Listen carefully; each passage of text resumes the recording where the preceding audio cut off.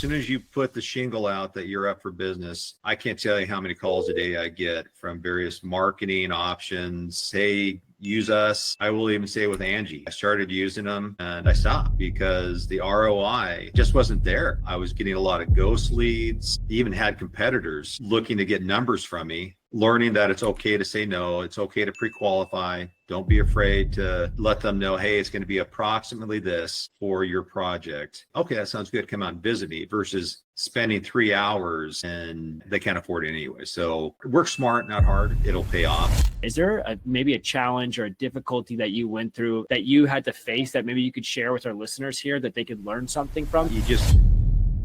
Welcome to the Art of Kaizen for Entrepreneurs, growing 1% everyday podcast.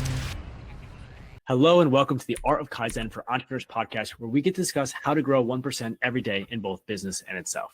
Joining us today is David Pratt, the owner of Exterior First, a commercial, multifamily, and residential contractor serving Northwest Oregon and Southwest Washington. Excited to talk with him about his unique program that he has created to serve his customers and grow his business. Thank you, David, for joining me today. Thanks for having me. It's good to be here.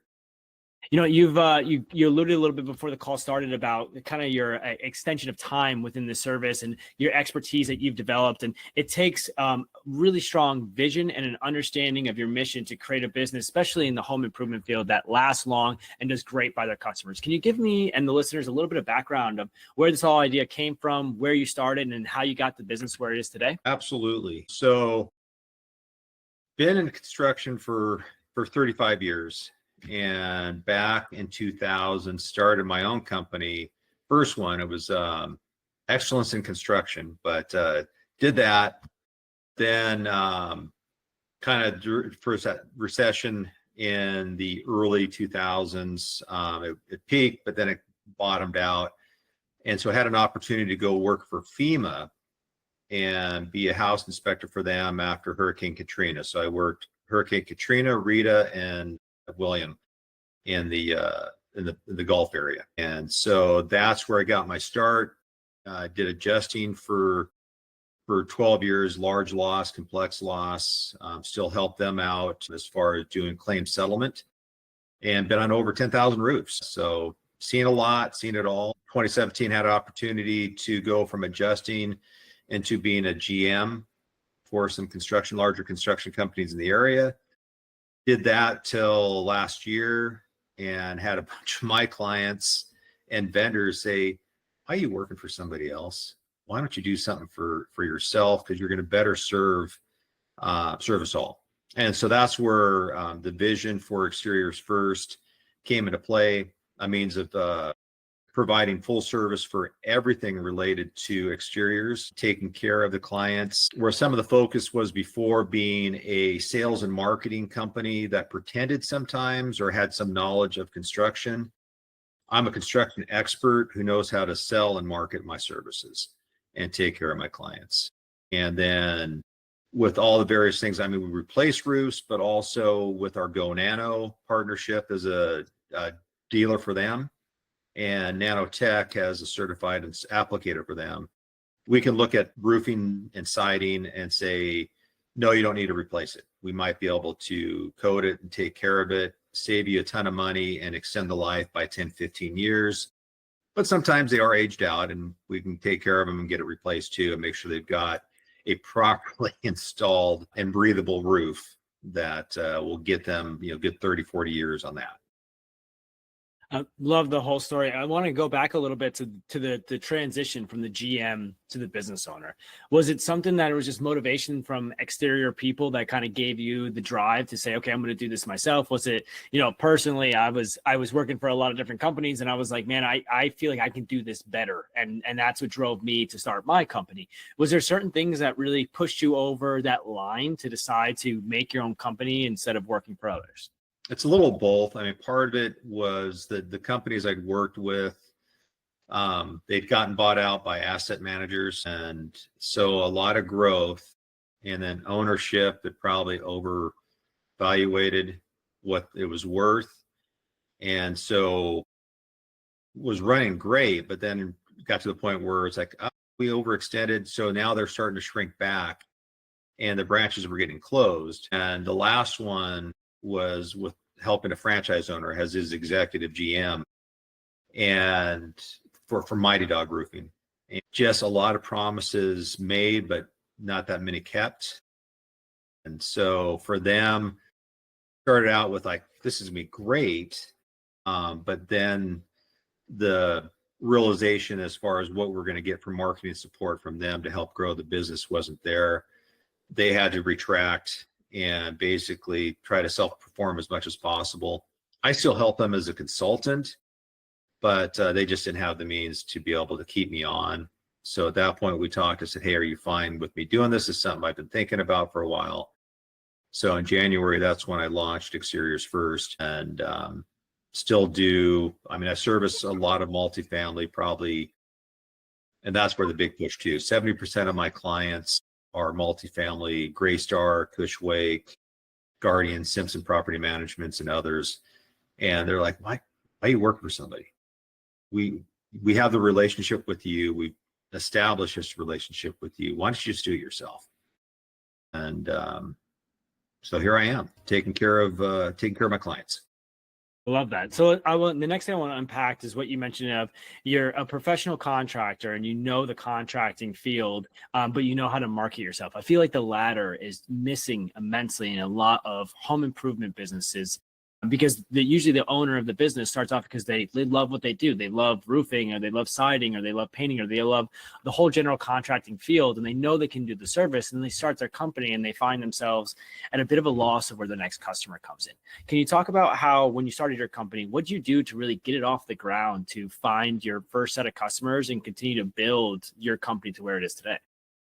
So a lot of it was, it had the established book of business and vendors and subs. So I had everything I needed in place. And so it was going through the hoops of getting everything through the state set up, getting the LLC set up, and legal in Oregon and legal in Washington. And then at that point, knocking on doors, making phone calls, calling up my current book of business saying, hey, I did it. And then they started going, oh, sweet, and started sending me leads and building it. Right now I'm working on and trying to get more of the residential side, because of the commercial work. It's big dollar. I mean, it can be, $100,000 to $3 million projects. The margins are lower. The time frame is a little longer, where at least with the residential side, it's a quicker turn and a higher margin. And so working on that, but that was also going out and looking at utilizing AI to help me build decent marketing, even with the website, getting everything so it looks good, looks professional. And then looking at Yelp, Angie's, Facebook, also trying to get more of a presence in Google and other search engines. So when people just Google in or type in looking for a roofer, that I'm starting to show up. Even with folks I know, because several hundred folks, it's like, hey, do me a favor, type in my website. And so try to just get the rhythms to just to say, all right, hey, there's a lot of people looking and checking out this company. So that was part of it. So trying to get the marketing, like I said, being an expert in the field, but also you do not have to know how to market and get your name out there. Brand awareness. Yeah, I love the initial process, though. I mean, and for the entrepreneurs and business owners that are starting off, he took a guerrilla marketing approach as soon as he came in, right? He was. It sounded like, just from your tonality, I can tell you're very proud about starting the business, and that allowed you to really emphasize that to all your previous customers, all your previous contacts, and really went boots to the ground. And as he said, knocking doors, doing phone calls, and reaching out to previous customers to build up that initial revenue in the business to allow him to expand into different areas. And I think so many of us that start our businesses don't leverage the Rolodex that we've developed over the last decade, 2 decades of working in the fields that we're on. And that's a very important factor because you've already put in the work there. You've already built a reputation. You've already broke through the walls of trust. Leverage that. Don't be ashamed when you start a business. Be proud of it and really push it forward. So let's talk about a little bit of the uniqueness. Like, you're, again, a professional at your field. What are you doing at the current moment that you saw as a problem in the industry and that you wanted to solve specifically with your business? Did you change anything, say customer service wise, the value of the service that you give? What's the biggest difference that you would find with Exteriors First compared to a competitor in your field? For me, because a lot of my competition, some of the larger purely roof or exteriors companies are all about replacement, fixing it, or not fixing it, but replacing it. Where my philosophy has been for probably, especially being from the insurance background, how can we fix it if we don't have to replace it? And now if it's an insurance job, they don't care. I mean, they're just, oh, the insurance company's going to pay for it. And that's where my relationship with the insurance companies too. It's like, hey, can we fix this and still make it work? And so I look for solutions. I think outside of the box. It's not one size fits all. It's what can we do? So even with buying the Go Nano dealership and the Nanotech, with them, if we don't have to replace the roof, sometimes the roof hasn't completely aged out. Maybe we need to increase some of the ventilation in it, but we might be able to, for 20% of the cost of a roof replacement, make it look better, clean, tune, condition it, and get them 10, 15 more years. And for a lot of times for the seniors or even the multifamily clients where money's talks and they're like, man, looking at 700 a square to have to replace this versus 150 a square to clean, tune, and condition it. And so for them, it's like, all right, it makes sense. And then my heart goes out to the seniors that, they're on a fixed income. And so they're like, I was told I had to replace this roof. And sometimes they do, but if I can look at it, it hasn't been aged out, it's still treatable, I can save them money. And that gets them to the point, it's like, all right, at this point, if you give me 15 more years, it's somebody else's problem versus taking care of it now. So that's it. It's all about looking at all the options versus pigeonhole into just, it has to be replaced.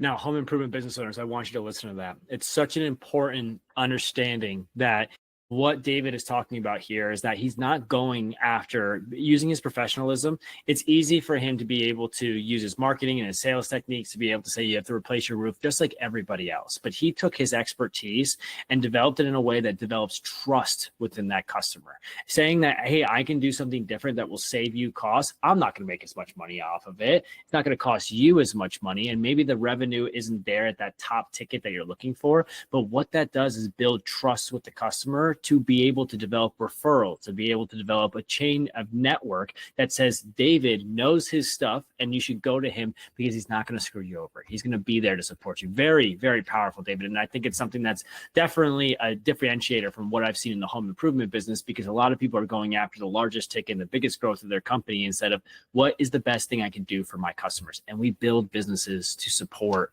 the customers that we're looking to support in this world. So love that. I love the uniqueness there. I love the angle that you have, as well as the professionalism that comes into it. It seems that you have grown your business very, very well with still holding that professionalism. You're not looking at your P&Ls every single day and saying, how do I reduce costs and increase revenue? You're looking at how do I treat my customers right, which is how you develop a long-term business. To build a company like this, especially in the home improvement space, you have to go through a lot of trials, tribulations, challenges that you have to fight through. When you took that leap and decided to be an entrepreneur, is there maybe a challenge or a difficulty that you went through outside the legal stuff once you start the business up that you had to face that maybe you could share with our listeners here that they could learn something from, something that you had to battle to make you and your business better? I mean, some of it is brand awareness. You got to go out and do it, and you get approached. I mean, as soon as you put the shingle out that you're up for business, I can't tell you how many calls a day I get from various marketing options. Hey, use us. I will even say with Angie. I mean, I started using them and I stopped because the ROI, return on investment, for those who don't know what ROI is, but just wasn't there. I was getting a lot of ghost leads. Even had competitors looking to get numbers from me so that they can say, okay, I know where this guy's at on the numbers. So just knowing how to, and even for those starting out, it's okay. I mean, a lot of folks like, you got to get out there, you got to talk to them, you got to, the overcoming objections and the whole bit, you got to get, and then one visit closed. And if you want to browbeat and hold somebody hostage for 3 hours, good for you. That's not my approach, but learning that it's okay to say no, it's okay to pre-qualify. Don't be afraid.